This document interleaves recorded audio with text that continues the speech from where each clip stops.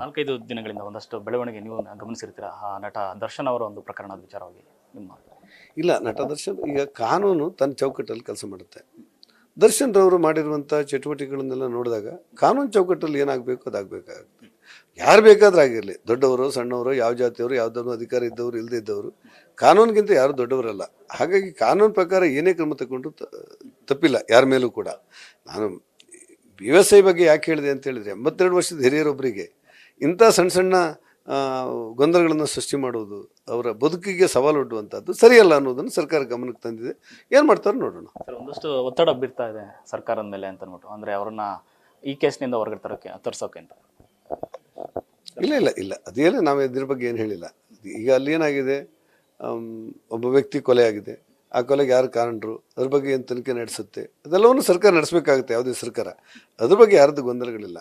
ನಾನು ಹೇಳ್ತಾ ಇರುವುದು, ಯಾರೇ ವ್ಯಕ್ತಿಗಳಾದರೂ ಕೂಡ ಕಾನೂನಿಗಿಂತ ದೊಡ್ಡವರಲ್ಲ. ಹಾಗಂತ ಕಾನೂನು ಹೆಸರಲ್ಲಿ ಕಿರುಕುಳ ಆಗಬಾರ್ದು ಅನ್ನುವುದು ನಮ್ಮ ಉದ್ದೇಶ. ಅದನ್ನಷ್ಟೇ ಸರ್ಕಾರ ಕೇಳಿದ್ದೆ.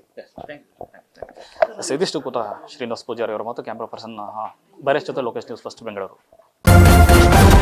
ನ್ಯೂಸ್ ಫಸ್ಟ್ ನಿರ್ಭೀತಿಯಿಂದ ನಿಮ್ಮ ಪರವಾಗಿ.